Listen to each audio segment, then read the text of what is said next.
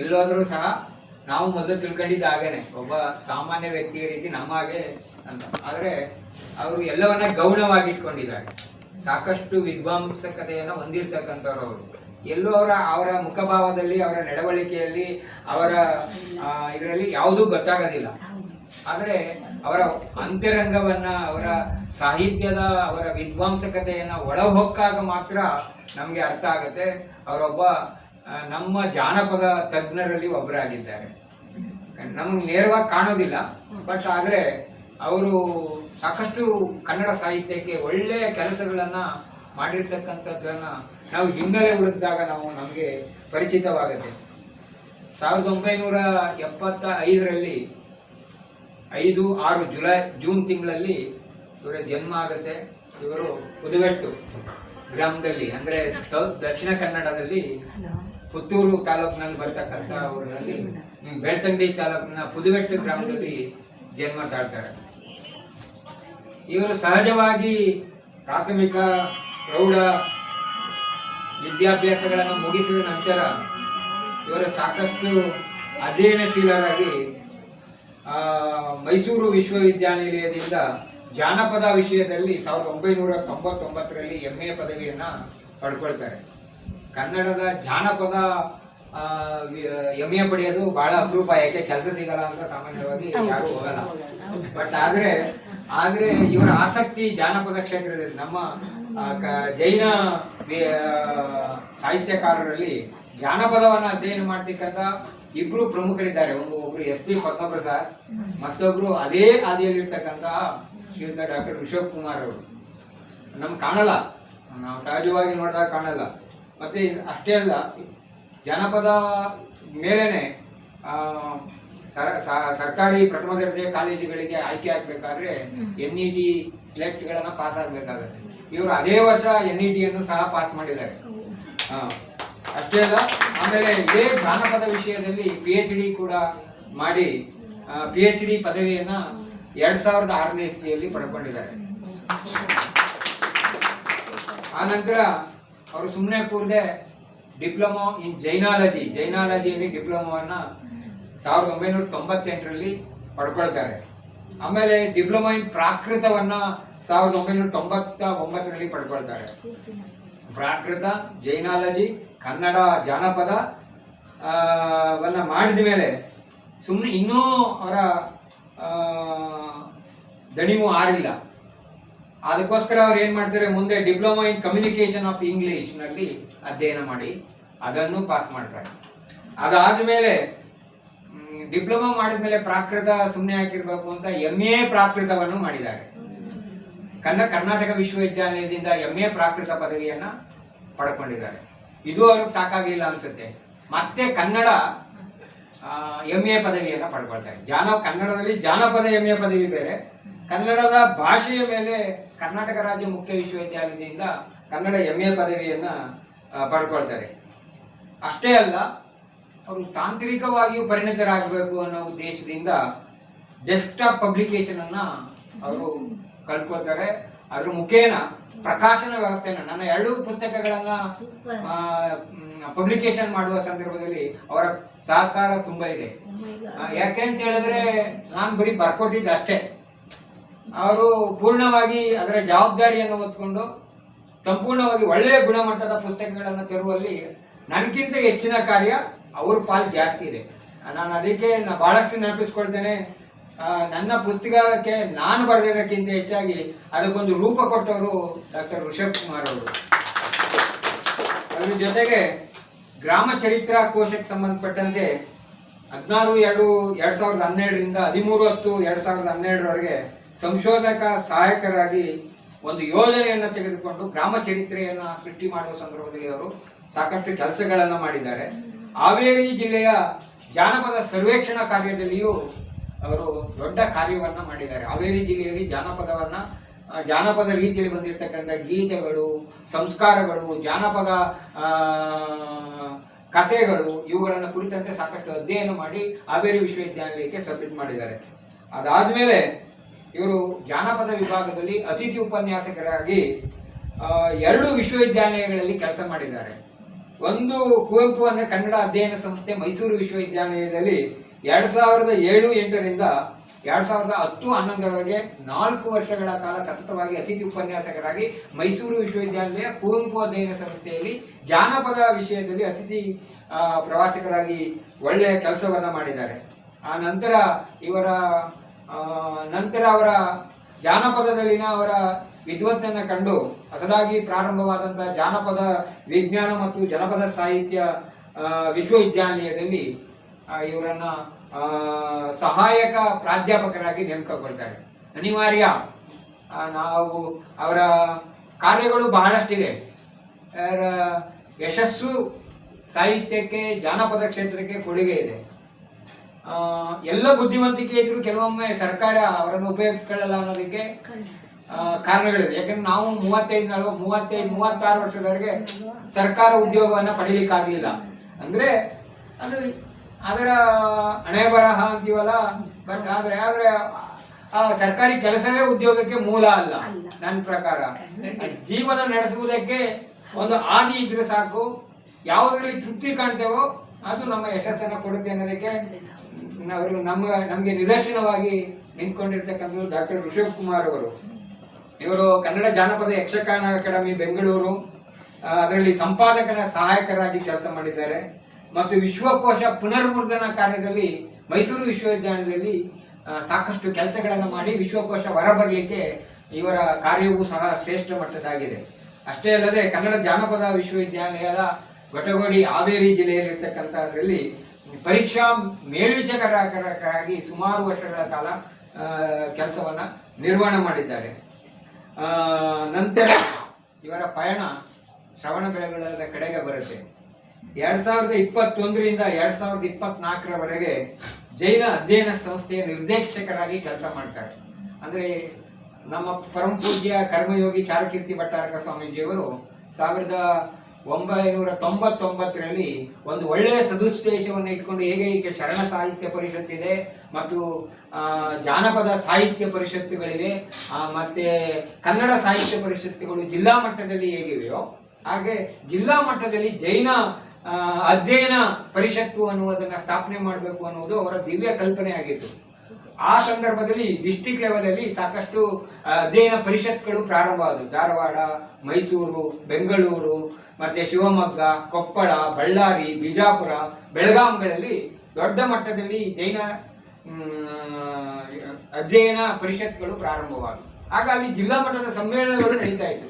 ಜೈನ ಕನ್ನಡ ಅಖಿಲ ಕರ್ನಾಟಕ ಜೈನ ಕನ್ನಡ ಸಾಹಿತ್ಯ ಸಮ್ಮೇಳನಗಳು, ಒಟ್ಟು ಇದುವರೆಗೆ 7 ಜೈನ ಸಾಹಿತ್ಯ ಸಮ್ಮೇಳನಗಳು ನಡೆದಿವೆ, ಕನ್ನಡ ಸಾಹಿತ್ಯ ಸಮ್ಮೇಳನಗಳು. ಅದಕ್ಕೆ ಮೂಲ ಸಂಕಲ್ಪ ಎಲ್ಲಿಂದ ನಡೀತಾ ಇತ್ತು ಅಂದ್ರೆ ಜೈನ ಅಧ್ಯಯನ ಸಂಸ್ಥೆಯ ಮೂಲಕ ಪ್ರಾರಂಭ. ಅದಕ್ಕೆ ಮೊದಲ ನಿರ್ದೇಶಕರಾಗಿ ಕೆಲಸ ಮಾಡಿದವರು ನಾಡಿನ ಹೆಸರಾಂತ ನಾಡೋಜ ಆಗಿರ್ತಕ್ಕಂಥ ಹಂಪ ನಾಗರಾಜಯ್ಯ ಅವರು. ಸುಮಾರು ವರ್ಷಗಳ ಕಾಲ ಅವರು ನಿರ್ದೇಶಕರಾಗಿ ಕೆಲಸ ಮಾಡಿದರು. ಆ ನಂತರ ಟಿ.ವಿ. ಜ್ವಾಲ್ ಕುಮಾರ್ ಅಂತಕ್ಕಂಥವರು ಅಧ್ಯಯನ ಸಂಸ್ಥೆಯ ನಿರ್ದೇಶಕರಾಗಿ ಕೆಲಸ ಮಾಡಿದರು. ಆ ನಂತರ ಅದರ ಕೆಲಸವನ್ನ ನನ್ನ ಮೇಲೆ 2006ರ ಮಹಾಮಸ್ತಕಾಭಿಷೇಕ ಸಂದರ್ಭದಲ್ಲಿ ಅದರ ಜವಾಬ್ದಾರಿಯನ್ನು ಪರಮ ಪೂಜ್ಯ ಕರ್ಮಯೋಗಿ ಚಾರುಕೀರ್ತಿ ಸ್ವಾಮೀಜಿಯವರು ನನಗೆ ಕೊಟ್ಟರು. ನಾನು ಒಂದು 3 ವರ್ಷಗಳ ಕಾಲ ಮತ್ತೆ ಸರ್ಕಾರಿ ನೌಕರಿಗೆ ಹೋಗುವವರೆಗೆ ಆ ಅಧ್ಯಯನ ಸಂಸ್ಥೆಯನ್ನ ನಿರ್ದೇಶಕರಾಗಿ ಅಂಬಿಕಾ ಶಾಲೆಯ ಕೆಲಸ ಮಾಡುವುದರೊಂದಿಗೆ ಅದನ್ನು ನಡೆಸ್ಕೊಂಡು ಹೋಗಿದ್ವಿ. ಅದಾದ ನಂತರ ಮತ್ತೆ ಅದು ತಡ ಅಂತ ಕೇಳಿದ್ರು. ಆ ನಂತರ ಇವರಿಗೆ ಜೈನ ಅಧ್ಯಯನ ಸಂಸ್ಥೆ ನಿರ್ದೇಶಕ ಸ್ಥಾನವನ್ನ ಒದಗಿಸಿಕೊಟ್ರು. ಆ ಸಂದರ್ಭದಲ್ಲಿ ಇವರು ಮಾಡಿದ ಕಾರ್ಯ ಸ್ತುತ್ಯಾರ್ಹವಾದದ್ದು. ಜೈನ ಅಧ್ಯಯನ ಸಂಸ್ಥೆಯ ಮೂಲಕ ಅರವಂಟಿಕೆ ಅಂತ ಒಂದು ಪತ್ರಿಕೆ ಬರ್ತಾ ಇತ್ತು. ಅದು ದೊಡ್ಡ ಪತ್ರಿಕೆ, ಸಂಶೋಧನಾ ಲೇಖನಗಳನ್ನ ಪ್ರಕಟ ಮಾಡ್ತಕ್ಕಂಥ ಪತ್ರಿಕೆ. ಅಂತ ಪತ್ರಿಕೆಗಳಲ್ಲಿ ಸಂಶೋಧನಾ ಲೇಖನಗಳು ಪ್ರಕಟ ಆದ್ರೆ ಎಲ್ಲಿಗೆ ಉದ್ಯೋಗ ಅರಸಿ ಹೋಗುವವರೆಗೆ, PhD ಮಾಡುವವರಿಗೆ ಮತ್ತು ಪ್ರಥಮ ದರ್ಜೆ ಕಾಲೇಜುಗಳಲ್ಲಿ ಮತ್ತು ಕೆಲಸ ಮಾಡ್ತಾ ಇರ್ತಕ್ಕಂಥ ಉಪನ್ಯಾಸಕರು ಪ್ರವಾಚಕರಾಗಲಿಕ್ಕೆ, ಅಸೋಸಿಯೇಟ್ ಪ್ರೊಫೆಸರ್ ಆಗಲಿಕ್ಕೆ ಇಂಥ ಪತ್ರಿಕೆಗಳಲ್ಲಿ, ಸಂಶೋಧನಾ ಪತ್ರಿಕೆಗಳಲ್ಲಿ ಏನು ಬರಬೇಕು, ಲೇಖನಗಳು ಬಂದರೆ ಅದಕ್ಕೆ ದೊಡ್ಡ ಅವರ ಪ್ರೌಢತೆಯನ್ನು ಹೆಚ್ಚುತ್ತೆ. ಅಂಥ ಕಾರ್ಯದಲ್ಲಿ ಡಾಕ್ಟರ್ ಋಷಭ್ ಕುಮಾರ್ ಅವರು ಒಳ್ಳೆಯ ಕಾರ್ಯ. ಸುಮಾರು ವರ್ಷಗಳ ಕಾಲ ಅರವಂಟಿಕೆ ಪತ್ರಿಕೆ ನಿಂತೋಗಿತ್ತು. ಹಂಪ ನಾಗರಾಜಯವರ ಕಾಲದಲ್ಲಿ ಸುಮಾರು ಪತ್ರಿಕೆಗಳು ಪ್ರತಿ 3 ತಿಂಗಳಿಗೊಮ್ಮೆ ಬರ್ತಾ ಇತ್ತು. ಅದಾದ ನಂತರ ಟಿ.ವಿ. ಜ್ವಾಲ್ ಕುಮಾರ್ ಅವರ ಪೀರಿಯಡ್ ಅಲ್ಲಿ ಸುಮಾರು ಪತ್ರಿಕೆಗಳು ಬಂದು ನಾನು ವಹಿಸ್ಕೊಂಡ ಮೇಲೆ ಯಾವ ಪತ್ರಿಕೆನೂ ಬರಲಿಲ್ಲ. 2 ವರ್ಷ ಅದ್ಯಾವುದೂ ನಾವು ಅದಕ್ಕೆ ತಗೊಳ್ಳಿಲ್ಲ. ಆದರೆ ಅದಕ್ಕೆ ಪುನಃ ಚಾಲನೆ ಕೊಟ್ಟವರು ಡಾಕ್ಟರ್ ಋಷಭ್ ಕುಮಾರ್ ಅವರು. ಅರವಂಟಿಕೆ ಪತ್ರಿಕೆ ಸುಮಾರು ಇವರು ನಿರ್ದೇಶಕರಾಗಿ ಎಲ್ಲಿವರೆಗೆ ಕೆಲಸ ಮಾಡಿದ್ರು ಅಲ್ಲಿವರೆಗೂ ನಿರಂತರವಾಗಿ ಕಷ್ಟಪಟ್ಟು ಅದ್ರ ಹಿಂದೆ ಎಷ್ಟು ಹಿಂದಿರಬೇಕು ಅಂದ್ರೆ ಜನರನ್ನ ಸಂಪರ್ಕಿಸಬೇಕು, ದಾನಿಗಳನ್ನ ಸಂಪರ್ಕಿಸಬೇಕು, ಸಂಶೋಧಕ ಲೇಖನಗಳನ್ನ ತಿಳಿಸ್ಬೇಕು, ಪ್ರಿಂಟ್ ಮಾಡಿಸ್ಬೇಕು. ಇಂತಹ ಸುಮಾರು ಪತ್ರಿಕೆ ಸುಮಾರು ಅವಧಿಯಲ್ಲಿ ಒಂದು 4-5 ಸಂಚಿಕೆಗಳನ್ನ ಇವರು ತಂದರು. ಅದಾದ್ಮೇಲೆ ಇವರ ಪಯಣ ರಾಷ್ಟ್ರೀಯ ಪ್ರಾಕೃತ ಮತ್ತು ಅಧ್ಯಯನ ಸಂಸ್ಥೆಗೆ ಹೋಯಿತು. ನಾವು ನೆನಪಿಸ್ಕೊಳ್ಬೇಕು, ಈ ನಮ್ಮ ಪಂಪ ಲೈಬ್ರರಿ ಇದೆ, ಆ ಪಂಪ ಲೈಬ್ರರಿಯ ಮೇಲ್ಭಾಗದಲ್ಲಿ ಸುಮಾರು 1 ಕೋಟಿಗೂ ಮೀರಿದಂತಹ ಗ್ರಂಥ ಪ್ರಕಾಶನ ಇತ್ತು. ಅದು ಹೆಂಗಿತ್ತು ಅಂದ್ರೆ ಒಳಗಡೆ ಕಟ್ಟಿ ಇಟ್ಟಿದ್ರು. ಅದನ್ನೆಲ್ಲ ಸಂಪೂರ್ಣವಾಗಿ ಸಂಸ್ಕರಿಸಿ ಅದನ್ನ ಸಂರಕ್ಷಣೆ ಮಾಡ್ತಕ್ಕಂಥ ಕಾರ್ಯದಲ್ಲಿ ಡಾಕ್ಟರ್ ಋಷಭ್ ಕುಮಾರ್ ಅವರು ಒಳ್ಳೆ ಕಾರ್ಯ ಮಾಡ್ತಾರೆ. ಯಾಕಂತ ಹೇಳಿದ್ರೆ ಅಲ್ಲಿ ಬೇಕಾದಷ್ಟು ಪುಸ್ತಕಗಳು, ನನ್ನನ್ನು ಒಂದ್ಸರಿ ಕರೆಸಿದ್ರು, ಅಲ್ಲಿ ಹೋದ್ವಿ ನಾವು. ಅದು ನೋಡ್ಬಿಟ್ಟು ನಮ್ಗೆ ಆಶ್ಚರ್ಯ ಆಗೋಯ್ತು. ಅಷ್ಟು ಪುಸ್ತಕಗಳಿವೆ ಈ ಶ್ರವಣಬೆಳಗೊಳದಲ್ಲಿ. ಅಷ್ಟೊಂದು ಪುಸ್ತಕಗಳಿದೆಯಾ, ಅಷ್ಟೊಂದು ಪ್ರಕಟಣೆ ಮಾಡಿದ್ರ ಪರಮ ಪೂಜ್ಯ ಕರ್ಮಯೋಗಿ ಚಾರಕೀರ್ತಿ ಸ್ವಾಮೀಜಿಯವರ ಸಂಪೂರ್ಣ ಏನು ಅವರ ಜ್ಞಾನ ಇತ್ತು ಮತ್ತೆ ಅವರ ಅಭಿಲಾಷೆ ಇತ್ತು, ಎಲ್ಲವನ್ನ ಅವರು ಗ್ರಂಥಗಳ ಮೇಲೆ ಚೆಲ್ಲಿದ್ರು. ಹಣವನ್ನ ಬೇರೆದಕ್ಕೆ ಚೆಲ್ಲಿಲ್ಲ ಅವರು, ಸಂಪೂರ್ಣವಾಗಿ ಗ್ರಂಥಗಳು. ಇದು ಉದ್ದೇಶ ಏನಪ್ಪಾ ಅಂದ್ರೆ ನಮ್ಮ ಜನರಿಗೆ, ಸ್ಥಳೀಯ ಜನರಿಗೆ ಮತ್ತು ಧರ್ಮೀಯರಿಗೆ ಅದು ಅಧ್ಯಯನ ಪೂರಕವಾಗಲಿ ಅನ್ನೋದು ಅವರ ಒಂದು ದಿವ್ಯ ಕನಸಾಗಿತ್ತು. ಆ ಮೂಲಕ ದೊಡ್ಡ ಪುಸ್ತಕ ಭಂಡಾರವರೇ ಅಲ್ಲಿತ್ತು. ಅದನ್ನೆಲ್ಲ ಸಂಸ್ಕರಿಸಿ ಮತ್ತೆ ನಿಫ್ಸಾರ್ ಹೋದ್ಮೇಲೆ ಅಂದ್ರೆ ರಾಷ್ಟ್ರೀಯ ಪ್ರಾಕೃತ ಅಧ್ಯಯನ ಸಂಸ್ಥೆಗೆ 2021ರಲ್ಲಿ ಅಲ್ಲಿ ಉಪನ್ಯಾಸಕರಾಗಿ ಹೋದ್ಮೇಲೆ ಇಲ್ಲಿವರೆಗೂ ಅವರು ಅಲ್ಲಿ ಉಪನ್ಯಾಸಕರಾಗಿ ಕೆಲಸ ಮಾಡ್ತಾ ಇದ್ದಾರೆ. ಅಲ್ಲಿ ಯಾವ ನೆಲೆಗುದಿಗೆ ಬಿದ್ದಿದ್ದಂತಹ ಲೈಬ್ರರಿಯನ್ನ ಪುನರ್ಚಾಲನೆ ಕೊಟ್ಟು ಸಂಸ್ಕರಿಸಿ ಅದು ವಿಭಾಗವಾರು ಕನ್ನಡ, ಸಂಸ್ಕೃತ, ಪ್ರಾಕೃತ, ಹಿಂದಿ ಮತ್ತೆ ಜಾನಪದ, ಆಮೇಲೆ ಧಾರ್ಮಿಕ ಇವುಗಳನ್ನೆಲ್ಲ ಡಿವೈಡ್ ಮಾಡಿ ಅದಕ್ಕೆ ಕ್ಯಾಟಲಾಗ್ ಮಾಡಿ ಅದು ಓದ ತಕ್ಷಣ ಸಿಗಬೇಕು, ಯಾರಿಗೆ ಯಾವ ಪುಸ್ತಕಗಳು ಬೇಕು ಅದನ್ನ ಸೆಕ್ಷನ್ ಸಿಗಬೇಕು ಅನ್ನೋ ಕಾರ್ಯದಲ್ಲಿ ಅವರ ಕಾರ್ಯ ಬಹಳ ದೊಡ್ಡದು ಅಂತ ನಾನಾದರೂ ಭಾವಿಸ್ತೇನೆ. ಆ ರೀತಿಯ ದೊಡ್ಡ ಕಾರ್ಯಗಳನ್ನ ಮಾಡಿದಂಥವರು ಡಾಕ್ಟರ್ ಋಷಭ್ ಕುಮಾರ್ ಅವರು. ಅಷ್ಟೇ ಅಲ್ಲ, ಸಾಕಷ್ಟು ಲೇಖನಗಳನ್ನ, ಸಂಶೋಧನಾತ್ಮಕ ಲೇಖನಗಳನ್ನ ಇವರು ಪ್ರಕಟ ಮಾಡಿದ್ದಾರೆ. ಇವರ ಜೊತೆಯಲ್ಲಿ ಜಾನಪದ ಸಂಚಯ, ಜೈನ ದರ್ಪಣ, ಮೈಸೂರು ಜಿಲ್ಲೆಯ ಐತಿಹ್ಯಗಳು, ಜಾನಪದ ದರ್ಪಣ ಸಂಚಿಕೆ 2, ಜಾನಪದ ತಜ್ಞರು, ಸಾಮಾನ್ಯ ಜಾನಪದ ಕೋಶ, ಹುಮಾಯೂನ್ ಅರ್ಲಾಪುರ, ಇಷ್ಟೂ ಕೃತಿಗಳು ಪ್ರಕಾಶಕರಾಗಿ ಅಲ್ಲ, ಇಷ್ಟೂ ಕೃತಿಗಳನ್ನ ಇವರು ಹೊರತಂದಿದ್ದಾರೆ. ನೋಡಿ, ನಮ್ಗೆ ಕಾಣಿಸಲ್ಲ.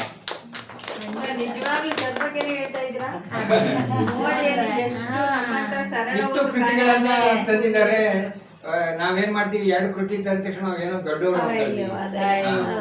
ಆದ್ರೆ ಅವರು ಎಲ್ಲೂ ಸಹ ಅದನ್ನ ಹೇಳೇ ಇಲ್ಲ. ಅಂತಹ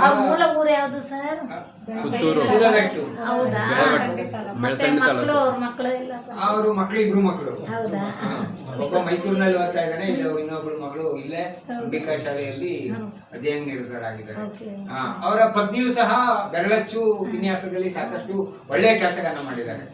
ನನ್ನ ಪುಸ್ತಕಗಳನ್ನ DTP ಮಾಡುವ ಸಂದರ್ಭದಲ್ಲಿ ಇವರು ಅವರು ದೊಡ್ಡ ಕಾರ್ಯಗಳನ್ನ ಜೊತೆ ಸೇರಿ ಮಾಡಿದ್ದಾರೆ. ಅಂದ್ರೆ ನಮ್ಮ ಕಣ್ಣಿಗೆ ಕಾಣಲ್ಲ, ಇವರ ಒಳ ಅಂತರಂಗದಲ್ಲಿ ಬಹಳಷ್ಟು ಕೆಲಸಗಳನ್ನ ಮಾಡಿದ್ದಾರೆ. ಅಂತವರು ಇಂದು ನಮ್ಮ ಸಾಮಾನ್ಯವಾಗಿ ನಾವು ಏನ್ ಮಾಡ್ತಾ ಇದ್ವಿ, ನಾವು ಸೇರ್ಕೊಳ್ತಾ ಇದ್ವಿ, ಒಬ್ಬೊಬ್ರಿಗೆ ಆಸಕ್ತಿ ಇರುತ್ತೆ, ನಾವು ಕೇಳಕ್ ಹೋಗಲ್ಲ. ಒಂದ್ಸರಿ ಏನ್ ಮಾಡಿದ್ರು, ನಾವು ಈ ದೇವಸ್ಥಾನಗಳ ಭೇಟಿ ಮಾಡಿದ್ವಲ್ಲ, ಆ ಸಂದರ್ಭದಲ್ಲಿ ನನ್ನ ಸ್ಟೇಟಸ್ ನಲ್ಲಿ ಇದ್ದಂತದನ್ನ ನೋಡಿ ಫೋನ್ ಮಾಡಿದ್ರು, ಇದೆಲ್ಲೆಲ್ಲ ಹೋಗಿದ್ರಲ್ಲ ಸರ್ ಅಂತ. ನಾವ್ ಹಿಂಗಿಂಗೆ ಅಂದ್ರು. ಅವಾಗ ಅವರಲ್ಲಿಯೂ ಆಸಕ್ತಿ ಬೆಳೀತು. ನಾವು ಬಹಳಷ್ಟು ದಿನ ಅನ್ಕೊಂಡಿದ್ವಿ ಇವರನ್ನ ನಮ್ಮ ಬಳಗಕ್ಕೆ ತರಬೇಕು ಅಂತ. ನಾವ್ ಹೆಂಗ್ ಕೇಳೋದು ಅನ್ಕೊಂಡಿದ್ವಿ. ಅವ್ರಿಗೆ ಯಾಕಂದ್ರೆ ಕೆಲವ್ರಿಗೆ ಇಷ್ಟ ಆಗತ್ತೆ, ಕೆಲವ್ರಿಗೆ ಇಷ್ಟ ಆಗಲ್ಲ, ಕೆಲವ್ರು ಒಂದು ಬರ್ತಾರೆ, ಕೆಲವ್ರು ಬರಲ್ಲ, ಒತ್ತಡಗಳು ಜಾಸ್ತಿ ಇರ್ತವೆ. ನಾವು ಕೇಳಿರ್ಲಿಲ್ಲ. ಆದ್ರೆ ಆ ನಂತರ ಅವರ ಆಸಕ್ತಿಯನ್ನು ಗಮನಿಸಿ ನಾವು ಹೋದ ತಿಂಗಳು ಮಾಸದ ನೆನಪಿನಿಂದ ಪರಿಚಯಿಸಿಕೊಟ್ಟಿದ್ದೀವಿ. ಅವ್ರು ನಿರಂತರವಾಗಿ ನಮ್ಮ ಮಾಸದ ಬೆಳಗದ ಜೊತೆ ಇರ್ತಾರೆ ಅಂತ ನಾನಾದ್ರೂ ಭಾವಿಸ್ತಿದ್ದೀನಿ. ಅಂದ್ರೆ ಯಾಕಂದ್ರೆ ಇಂಥವರ ಜ್ಞಾನ ಎಲ್ಲರಿಗೂ ಉಪಯೋಗ ಆಗಬೇಕು. ಇಲ್ಲಿ ಹಂಚ್ಕೊಳ್ತಕ್ಕಂಥ ಜ್ಞಾನ ಎಲ್ಲರಿಗೂ ತಿಳುವಳಿಕೆ ಆಗ್ಬೇಕು ಅನ್ನೋದೇ ಇಲ್ಲಿಯ ಬಳಗದ ಭಾವನೆ ಹೊರತು ಬೇರೆ ಏನೂ ಅಲ್ಲ. ಇದರಲ್ಲಿ ಯಾರ ಹೆಚ್ಚುಗಾರಿಕೆ ಇಲ್ಲ, ಯಾರ ಕಡಿಮೆಗಾರಿಕೆ ಇಲ್ಲ.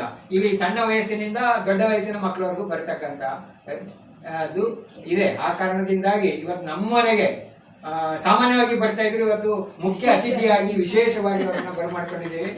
ಅವ್ರಿಗೆ ಬಳಗದ ವತಿಯಿಂದ ಲೇಖನಿಯನ್ನ ಕೊಟ್ಟು ಅವರನ್ನ ಸ್ವಾಗತಿಸಬೇಕು ಅಂತ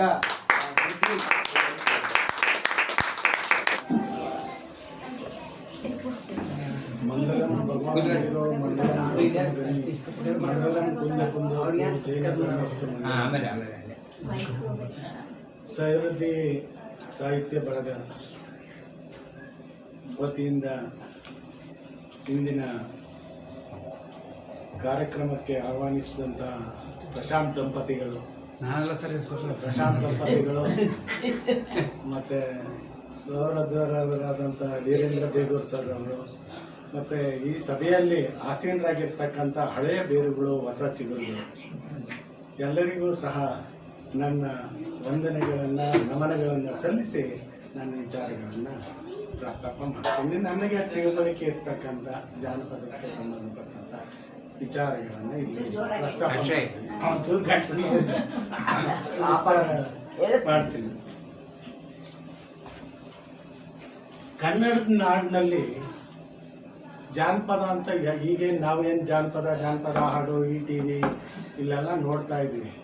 ಆದರೆ ಈ ನಾಡಿನಲ್ಲಿ ಕ್ರಿಸ್ತ ಶಕ 9ನೇ ಶತಮಾನದಲ್ಲಿ ಕವಿರಾಜ ಮಾರ್ಗಕಾರ ಕೇಳಿಸ್ತಾ ಇದೆ.